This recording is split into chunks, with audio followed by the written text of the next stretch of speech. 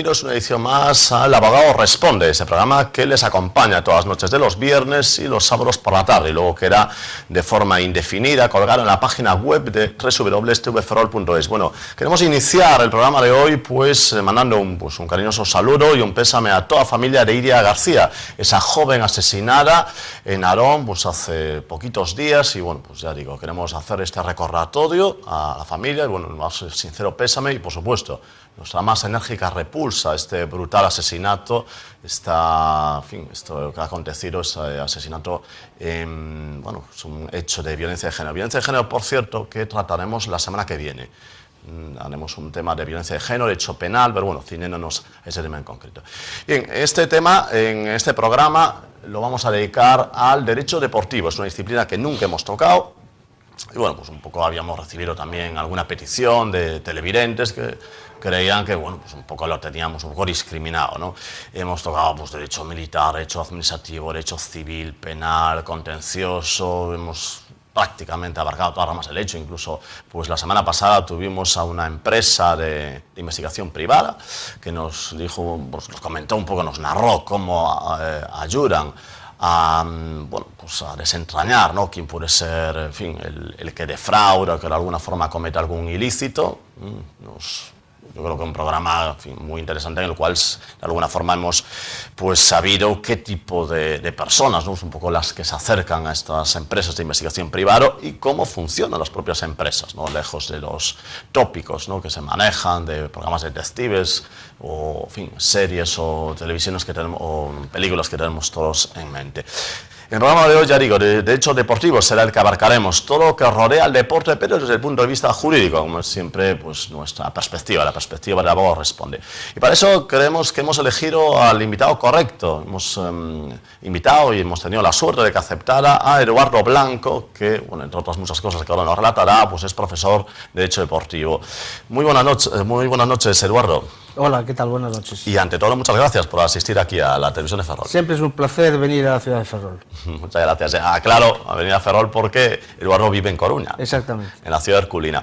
Bueno, Eduardo, vamos a desglosar un poquito tu amplia trayectoria, ¿no? Porque obviamente, profesor efectivamente de derecho deportivo, pero bueno, muchas más cosas, teniente alcalde y un montón de cosas más. Desglósanos un poquito, sí, bueno, tu trayectoria. Mi trayectoria es en el mundo del deporte, en los distintos ámbitos del mundo del deporte, ¿no? He sido profesor de educación física, de patio de colegio, he sido preparador físico de equipos de alto rendimiento, como ha sido el Liceo Caixa Galicia en la época esplendorosa, que lo ganaba casi todo. He entrenado hasta no hace muchos años a Manolo Planas, 5 veces campeón del mundo de kickboxing. Es decir, que conozco el hecho deportivo en casi todas sus magnitudes, pero es que además me he preocupado, posiblemente por mi ligazón en el ámbito de responsabilidades en la administración pública, a lo que es la gestión del deporte. Creo que el deporte como hecho deportivo necesita que alguien la organice, la dirija, y eso pues me ha llevado a querer conocer más lo que es la normativa. Es decir, el deporte está organizado en razón a unas normas que existen, unas normas que son específicas, las normas jurídico-deportivas, pero también otro sinfín de normas sectoriales ligadas pues con el ámbito tributario, administrativo, etcétera, etcétera. Es decir, diferentes normas sectoriales que también son de aplicación al deporte como una realidad social más. Por lo tanto, tengo una especialización hoy en día, porque en los últimos años, como consecuencia de mi trayectoria y de mi orientación en el ámbito de la administración pública. Pero si alguien me preguntara, yo lo que soy es especialista en deporte. En deporte, muy bien.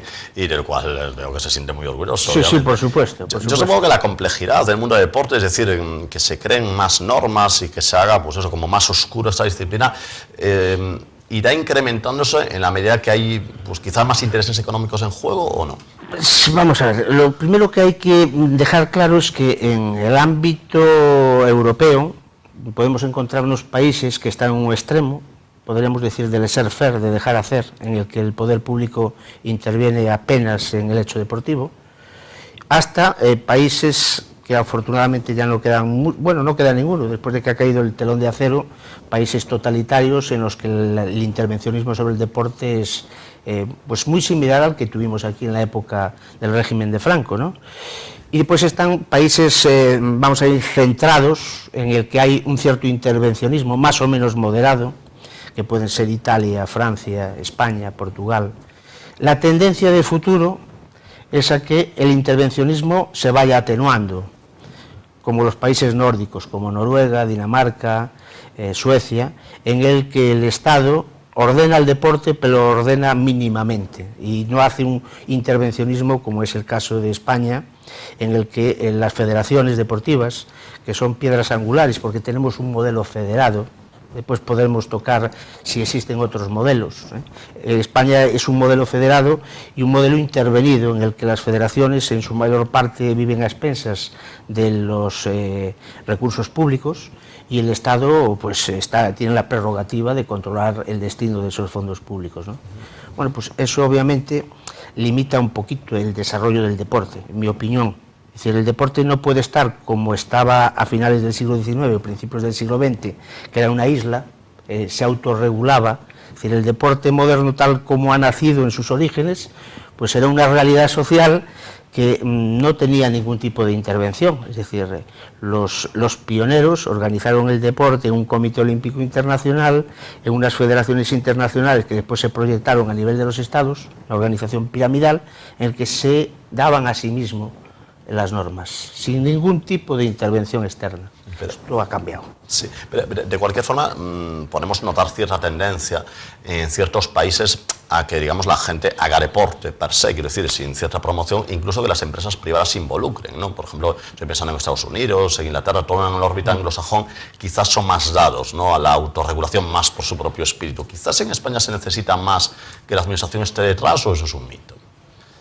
Mi opinión es que hay un exceso de intervencionismo, pero hay un exceso de intervencionismo debido fundamentalmente a que el modelo es un modelo cerrado, en el que, bueno, lo estamos viendo, tenemos una nueva ley del deporte en Galicia, aprobada pues no hace muchos meses en el Parlamento gallego, en el que el modelo asociativo del deporte es un modelo muy tradicional, fundamentado solo en clubes, federaciones, una figura asociativa muy particular que es la de agrupaciones deportivas escolares, y ahí se acaba todo.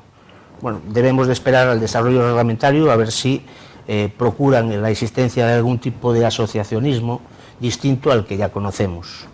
Y me refiero, sobre todo, hablando de asociacionismo de segundo grado. Esto para que me entiendan los telespectadores, las federaciones son asociaciones de segundo grado, donde se afilian los clubs. Y se afilian los clubs porque quieren competir oficialmente pues, en la modalidad respectiva. Pero aquellos otros clubs, que hay miles y miles, está demostrado que el 70% de los ciudadanos que hacen práctica deportiva lo hacen fuera, al margen de las federaciones. Pues existen muchos clubs que albergan este tipo de práctica, que no están afiliados a federaciones y que no tienen la posibilidad de vincularse en una segunda plataforma, en un asociacionismo de segundo grado. Es decir, que no hay federaciones abiertas, como las puede haber en Francia o como las puede haber en Italia, que las hay, o en Portugal. Aquí en España hay un monopolio en manos de unas federaciones, que yo no estoy en contra de ellas, todo lo contrario, creo que deben de existir, pero es una vía de acceso al deporte. Digamos que tiene a lo mejor más peso del que realmente le corresponde. Hoy día es una vía cerrada, por lo tanto el modelo deportivo debe de abrirse, porque siempre las modalidades deportivas han sido reconocidas oficialmente pues a raíz de la evolución del propio hecho deportivo. Y hoy día las estructuras asociativas que dan cobertura jurídica y organizativa al deporte no caben solo en lo que es el modelo federativo. Debería de posibilitarse el reconocimiento de otro tipo de organizaciones.